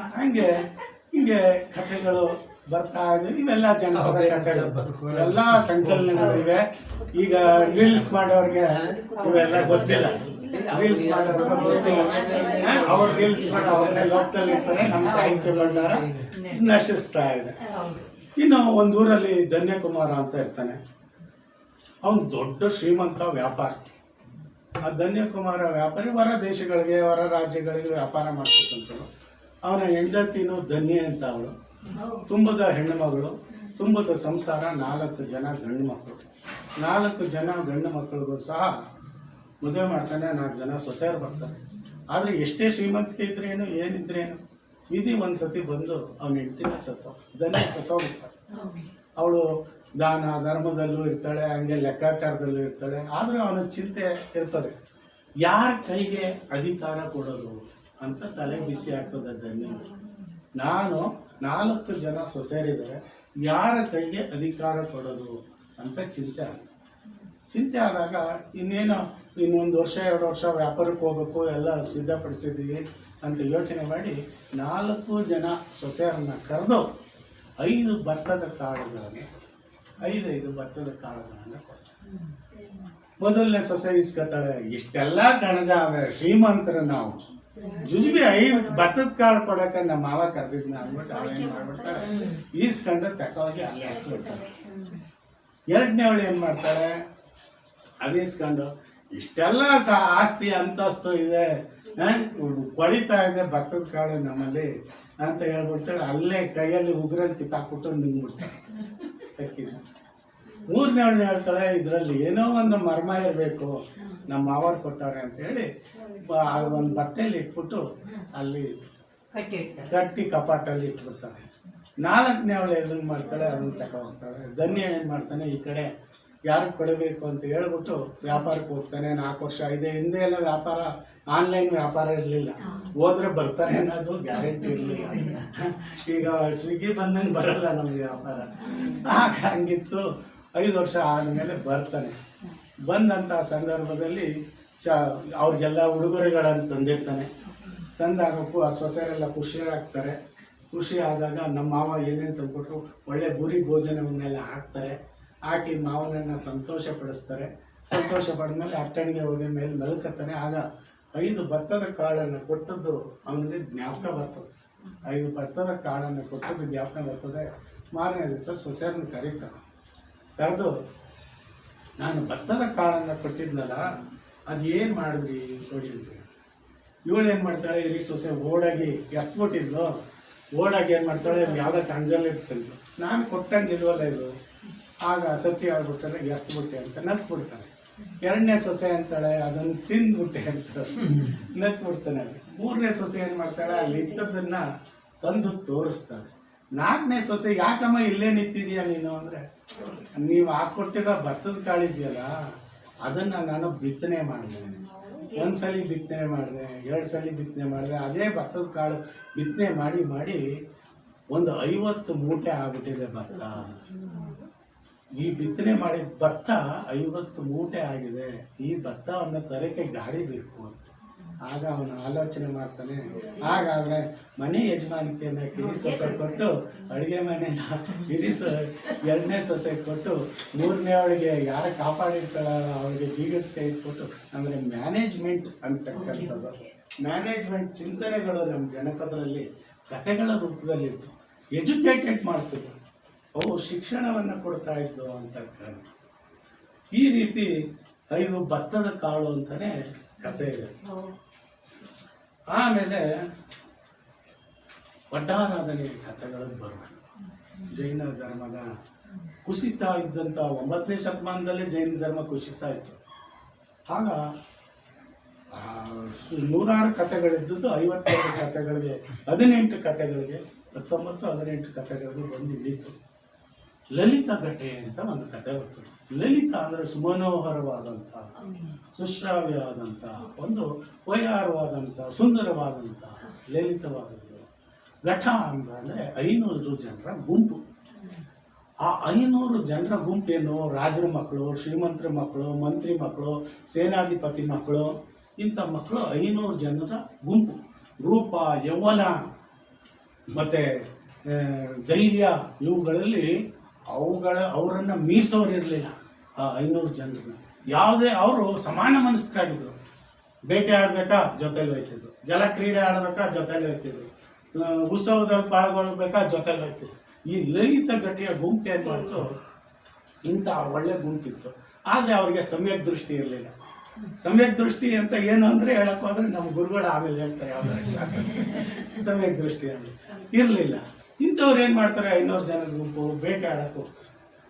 ಬೇಟೆ ಆಡಕ್ಕೆ ಹೋದಂಥ ಸಂದರ್ಭದಲ್ಲಿ ಬೆಳಗ್ಗೆಯಿಂದ ಸಂಜೆವರೆಗೂ ಅವ್ರಿಗೇನು ಸಿಗಲ್ಲ. ಸುಸ್ತಾಯ್ತಾರೆ, ವಾಪಸ್ ಮನೆಗೆ ಬರ್ತಾರೆ, ಪುನಃ ಹೋಗ್ತಾರೆ. 7 ದಿವಸ ಸತತವಾಗಿ ಹೋಗ್ತಾರೆ, ಏನು ಬೇಟೆ ಆಡಕ್ಕೆ ಸಿಗಲ್ಲ. ಕೊನೆಗೆ ಒಂದ್ಸಲಿ ಏನಾಗ್ತಾರೆ, 500 ಜನರ ಗುಂಪು ದೂರದಲ್ಲಿ ಏನೋ ಒಂದು ಪ್ರಾಣಿ ಕಾಣ್ತಾ ಇದೆ ಅಂತ ಗಮನಿಸ್ತಾರೆ. ಅಲ್ಲಿ ಒಬ್ಬ ಅಭಯ ಘೋಷ ಅಂತಕ್ಕಂಥ ಒಬ್ಬ ಮುನಿ ಇರ್ತಾನೆ. ಅವ್ನಿಗೆ ಯಾಕೆ ಅಭಯ ಘೋಷ ಅಂತ ಹೆಸರಿಟ್ರು ಅಂದರೆ, ಅವ್ರ ತಾಯಿ ಗರ್ಭದಲ್ಲಿರುವಾಗಲೇ ಒಂದು ಸಂಕಲ್ಪವನ್ನು ಮಾಡಿರ್ತಾರೆ. ಸಂಕಲ್ಪ ಮಾಡಿ ಊರೆಲ್ಲ ಡಂಗೂರ ಸಾರಿಸಿರ್ತಾರೆ, ನಾನು ಇವನ್ ಎರವರೆಗೂ ಯಾರು ಹಿಂಸೆ ಮಾಡಬಾರ್ದು, ಅದಕ್ಕೆ ಅಭಯ ಘೋಷ ಅಂತ ಹೆಸರಿಟ್ಟಿರ್ತಾರೆ. ಅಭಯ ಕೊಡಬೇಕು, ಪ್ರಾಣಿಗಳಿಗೆ ಜೀವದಯ ಕೊಡಬೇಕು, ಅಭಯ ಘೋಷ ಅಂತ ಹೆಸರಿಟ್ಟು. ಅಂಥ ಅಭಯ ಘೋಷ ಗರ್ಭಿಣಿಯರ ಬಯಕೆಗಳಿದೆಯಲ್ಲ, ಅದು ಕಲ್ಚರಲ್ ಯೂನಿವರ್ಸಲ್ಸ್ ಅಂತ. ಕಲ್ಚರಲ್ ಯೂನಿವರ್ಸಲ್ಸ್ ಅಂದರೆ ಮಾನವಶಾಸ್ತ್ರಜ್ಞರು, ಸಾಮಾಜಿಕ ಶಾಸ್ತ್ರಜ್ಞರು ಈ ಜಗತ್ತಿನ ಎಲ್ಲ ಸಮುದಾಯಗಳಲ್ಲಿ ಇರ್ತಕ್ಕಂಥ ಕಾಮನ್ ಆಗಿರ್ತಕ್ಕಂಥ ಕೆಲಸಗಳಾಗಿದೆ, ಸಮಾಜಗಳಲ್ಲಿ ಇರ್ತಕ್ಕಂಥದ್ದನ್ನು ಅದನ್ನು ಸಾಂಸ್ಕೃತಿಕ ನಮೂನೆಗಳು, ಕಲ್ಚರಲ್ ಯೂನಿವರ್ಸಲ್ಸ್ ಅಂತ. ಗರ್ಭಿಣಿಯ ಬಯಕೆಯನ್ನು ಈಡೇರಿಸುವುದು ಎಲ್ಲ ಸಮುದಾಯಗಳಲ್ಲಿದೆ. ಗರ್ಭಿಣಿಯನ್ನು ಕಾಪಾಡ್ತಕ್ಕಂಥ ಗರ್ಭಿಣಿಯನ್ನು ವಡ್ಡಾರಾಧನೆ ಒಳಗೆ ಇದು ಬರ್ತದೆ. ಅಲ್ಲಿ ಆಕೆ ಅದಕ್ಕೆ ಆದಮೇಲೆ ಚಾಣಕ್ಯ ಋಷಿಯ ಕಥೆ ಅಂತ ಬರ್ತದೆ. ಚಾಣಕ್ಯ ಋಷಿಯ ಕಥೆ ಒಳಗಡೆ ಗರ್ಭಿಣಿಗೆ ಒಂದು ಬಯಕೆ ಉಂಟಾಗ್ತದೆ. ಏನು ಬಯಕೆ ಉಂಟಾಗ್ತದೆ ಅಂದರೆ, ನಾನು ಚಂದ್ರನನ್ನು ತಿನ್ನಬೇಕು. ಎಲ್ಲಾದ್ರೂ ಚಂದ್ರನ ತಿನ್ನಕ್ಕಾಗ್ತದೆ? ಡಂಗೂರ ಸಾರಿಸ್ತಾನೆ, ನಾನು ಹೆಂಡತಿ ಚಂದ್ರ ತಿನ್ಬೇಕಂತ, ತಿನ್ನಿಸ್ರಪ್ಪ ಅಂತ. ಎಲ್ಲರೂ ರೋಸ್ ಆಗ್ಬಿಡ್ತಾರೆ, ಚಂದ್ರನ್ ತಿನ್ಬೇಕು, ಚಂದ್ರನ್ ತಿನ್ಬೇಕು.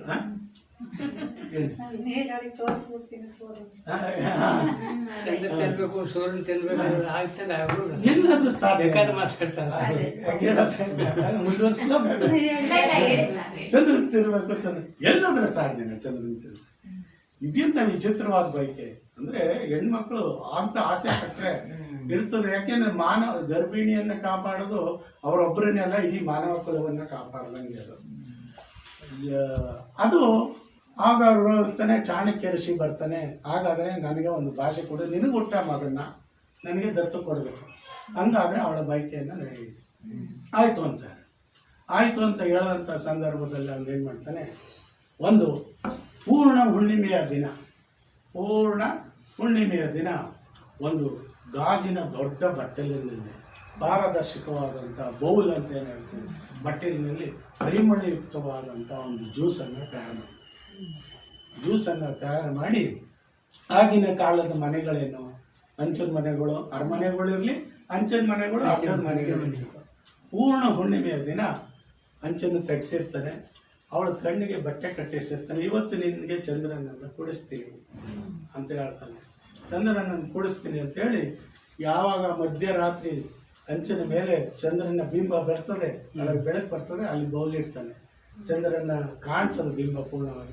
ಆಗ ಕಣ್ಣಿಗೆ ಬಟ್ಟೆ ಕಟ್ಟಿ, ನೀನೇನೋ ಯೋಚನೆ ಮಾಡುವ, ನೀನು ಚಂದ್ರನ ಕರೆಸಿದ್ದೀನಿ ಅಂತೇಳಿ ಮೆಲ್ಲಗೆ ಅದರ ಬೌಲ್ ಹತ್ರ ತಂದು ಅವಳು ಬಿಟ್ಟು, ನೋಡಿ ಇಲ್ಲಿ ನಿನ್ನ ಚಂದ್ರ ಇದನ್ನು ತೆಗೆದುಕೋ, ತಿನ್ಕೋ, ಕುಡ್ಕೋ ಅಂತ ಹೇಳ್ತಾನೆ. ಈಗ ಗಟ ಅಂತ ಕುಡ್ಕೊತಾನೆ. ಚಂದ್ರನನ್ನ ಯಾರು ಗುಪ್ತ ಮಾಡಿದ್ರು ಅವನೇ ಚಂದ್ರಗುಪ್ತ. ಚಂದ್ರನನ್ನ ಯಾರು ಗುಪ್ತ ಮಾಡಿದ್ರು ಆ ಥರ ಅನೇಕ ಕಥೆಗಳಲ್ಲಿ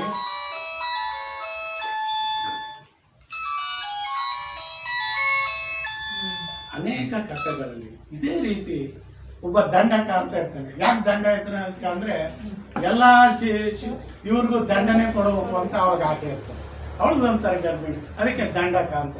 ಅಭಯ ಘೋಷನ್ಗೂ ಅಷ್ಟೇ, ಅಭಯ ಘೋಷ್ ಅವರ ತಾಯಿ ಗರ್ಭಿಣಿ ಅದಕ್ಕೆ ನರಕ ತಿರಿಯಕ ಗುಮ್ಮೈ ಧರ್ಮದಿಂದ, ಆಮೇಲೆ ದಮ್ಮೇನ ದೇವಲೋಕಂ, ಧರ್ಮದಿಂದ ದೇವಲೋಕವನ್ನ ಸೇರಿಸ್ತಾನೆ. ತಮ್ಮಿಸ್ಸೇಣ ಮಾನಸತ್ತಂ ಅಂದ್ರೆ ಪಾಪ ಪುಣ್ಯಗಳ ಮಿಶ್ರಣದಿಂದ ಮನುಷ್ಯ ಗತಿಯನ್ನ ಬರ್ತಾನೆ. ಪಾಪ ಪುಣ್ಯಗಳ ವಿನಾಶದಿಂದ ನಿರ್ವಾಣವನ್ನು ಪಡಿತಾನೆ. ದೊಣ್ಣಂ ಪೀಕಾಯಣ ನಿರ್ವಾಣಂ ಅಂತ ಹೇಳ್ತಾನೆ. ಇದರಲ್ಲಿ ಯಾವುದು ಬೇಕು ನಿಮಗೆ ಆರಿಸ್ಕೊಳ್ಳಿ, ಇದರಲ್ಲಿ ಯಾವುದು ಬೇಕು ಅದನ್ನು ನಿರ್ಧರಿಸಿ ಅಂತ ಹೇಳ್ತಾನೆ. ಈ ರೀತಿ ಕಥೆಗಳು ಓದಿವೆ. ಒಬ್ಬ ಏನು ಮಾಡ್ತಾನೆ, ಸೀದಾ ಗೊಂಡಾರಣ್ಯ, ತುಂಬ ಗೊಂಡಾರಣ್ಯ, ಒಬ್ಬ ದಾರಿ ಹೋಗ್ತಾ ಏನು ಮಾಡ್ತಾನೆ, ಹೋಗ್ತಾ ಇದ್ದಂಥ ಸಂದರ್ಭದಲ್ಲಿ ಅವನಿಗೇನಾಗ್ತದೆ, ಒಂದು ಆನೆ ಅಟ್ಟಿಸ್ಕೊ ಬಂದಂಥ ಸಂದರ್ಭದಲ್ಲಿ ಏನು ಮಾಡ್ತಾನೆ, ಅಲ್ಲೊಂದು ಓಡ್ತಾ ಆಲದ ಮರದ ಬಿಳಲನ್ನು ಇಟ್ಕೊತಾನೆ. ಆನೆಗೆ ಇಟ್ಕಲ್ಲ, ಕೆಳಗೆ ನೋಡ್ತಾನೆ, ದೊಡ್ಡವಾದಂಥ ಒಂದು ಬಾವಿ ಇರ್ತದೆ. ದೊಡ್ಡದಾದಂಥ ಒಂದು ಬಾವಿ ಇರ್ತದೆ. ಬಿಳಲನ್ನು ಇಟ್ಕೊಂಡು ನೇತಾಡ್ತಾವನೆ, ಕೆಳಗೆ ನೋಡ್ತಾನೆ, ಬಾವಿ ಇರ್ತದೆ. ಬಾವಿ ಒಳಗಡೆ 4 ನಾಗರಾವುಗಳಿರ್ತದೆ, ಮಧ್ಯ ಒಂದು ಹೆಬ್ಬಾವು ಇರ್ತದೆ. ಬಿಳಲನ್ನ ಒಂದು ಕರಿಯಲ್ಲಿ ಮತ್ತು ಬಿಳಿಯಲ್ಲಿ ಕಚ್ಚುತ್ತಾ ಇರ್ತದೆ. ಸಾವು ಅಂತಕ್ಕಂಥದ್ದು ಹತ್ತಗೂ ಇಲ್ಲ. ಈ ಕಡೆ ಆನೆ ಬಂದರೆ ಆನೆನೋ, ಅಲ್ಲಿ ಆನೆ ಏನು ಮಾಡ್ತದೆ, ಆ ಬಿಳಲನ್ನು ಹಾಕಬೇಕು, ಅಳ್ಳಾಡಿಸ್ಬೇಕು. ಆ ಟೈಮಲ್ಲಿ ಕೈ ಹಾಕ್ತದೆ, ಅವನು ಸಿಗೋದಿಲ್ಲ, ಅದ್ರ ಸೊಂಡ್ಲು ಆಗ್ತದೆ, ಸಿಗೋದಿಲ್ಲ. ಅಂತ ಸಂದರ್ಭದಲ್ಲಿ ಇವನು ಕೆಳಗಡೆ ನೋಡ್ತಾನೆ, ಹೆಬ್ಬಾವು, 4 ಸುತ್ತ ನಾಗರಾವುಗಳು, ಇನ್ನು ದಾಟಕ್ಕೂ ಆಗಲ್ಲ, ಈ ಕಡೆ ಇಲ್ಲ. ಅದೇ ಟೈಮಲ್ಲಿ ಒಬ್ಬ ವಿದ್ಯಾಧರ ಹೋಗ್ತಾ ಇರ್ತಾನೆ ಮೇಲ್ಗಡೆ, ದೇವರು ಹೋಗ್ತಾ ಇರ್ತಾನೆ, ಬಾ ಹತ್ಕೊ ಅಂತಾನೆ, ಹತ್ಕೊಳ್ಳಲ್ಲ. ಯಾಕೆ ಅಂದರೆ ಆಗ ಏನು ಮಾಡ್ತಾವೆ, ಆನೆ ಅವ್ನು ಸಿಗಲ್ಲ ಅನ್ನೋ ಕಾರಣದಿಂದ ಇಡೀ ಆಲದ ಮರನೇ ಅಳ್ಳಾಡಿಸ್ಬಿಡ್ತು. ಆಲದ ಮರದಲ್ಲಿ ಒಂದು ಜೇನು ಗೂಡು ಕಟ್ಟಿರ್ತದೆ.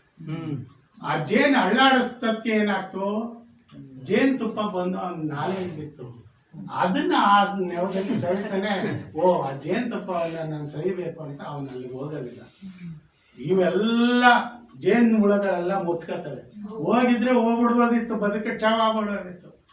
ಈ ದೃಷ್ಟಾಂತ ಜೈನದ ದೃಷ್ಟಾಂತ ಮಧುಬಿಂದು ವೃತ್ತಾಂತ ಅಂತ. ಈ ಮಧುಬಿಂದು ವೃತ್ತಾಂತ ಏನ್ ಹೇಳ್ತದೆ ಅಂದ್ರೆ, ಬಿಳಿ ಇಲಿ ಕೃಷಿ ಕರಿ ಇಲಿ ಏನಂದ್ರೆ ಅಮಾಸೆ ಹುಣ್ಣಿಮೆನ ದಿನ ದಿನ ಕಳೆದಂತೆ ನಮ್ಮ ಅಮಾಸೆ ಹುಣ್ಣಿಮೆ ಬರ್ತಾ ಇದೆ. ಕೆಳಗಡೆ ಸಾವು ಇದ್ದೇ ಇದೆ. ಹಬ್ಬವು ಸಾವಿನ ಸಂಕೇತ. ಹಾವುಗಳು 4 ದಿಕ್ಕುಗಳನ್ನ, ಯಾವ ದಿಕ್ಕು ಹೋದ್ರೂ ಸಾವು ಬಿಡಲ್ಲ, 4 ದಿಕ್ಕುಗಳನ್ನು ತೋರಿಸ್ತದೆ. ಆನೆ ನಮ್ಮ ಸಾವನ್ನ ಹಿಂಬಾಲಿಸ್ಕೊ ಬರ್ತಾ ಇರ್ತಕ್ಕಂಥ ತೋರಿಸ್ತದೆ. ಆ ಮಧು ಬಿಂದು ಇದೆಯಲ್ಲ, ಅದು ಸಂಸಾರ. ಆ ಸಂಸಾರ ಈ ಜೇನುಹುಳಗಳು ಇದೆಯಲ್ಲ, ರೋಗ ರುಚಿ ನಾವು ಬಿಡೋದೇ ಇಲ್ಲ ನಮ್ಮ. ಹಾಗಾದ್ರಿಂದ ಈ ಸಂಯಮವನ್ನ, ಧರ್ಮವನ್ನ ಪಾಲಿಸೋಣ, ಅಹಿಂಸೆಯಿಂದ ಬದುಕೋಣ. ಇಂಥ ಕಾರ್ಯಕ್ರಮಕ್ಕೆ ಆಹ್ವಾನಿಸಿ ನನ್ನ ಸರಳವಾದಂತಹ ಕೆಲವು ವಿಚಾರಗಳನ್ನ ಇಲ್ಲಿ ಮುಂದಿನ ದಿನಗಳಲ್ಲಿ ಕಥೆಗಳನ್ನ ಇದು ಮಾಡ್ತೀನಿ. ಯಾವ್ದು ಹೇಳ್ಬೇಕು, ನನ್ನ ರೆಫರೆನ್ಸ್ ನಮ್ದು ಆದಂತ ಕಾರಣದಿಂದ ಅರ್ಜೆಂಟಲ್ಲಿ ಕೆಲವಾರು ವಿಚಾರಗಳು ಪ್ರತಿಯೊಂದು ಕಾರ್ಯಕ್ರಮ ಒಂದೊಂದು ಕತೆ ಹೇಳ್ಬಿಟ್ರೆ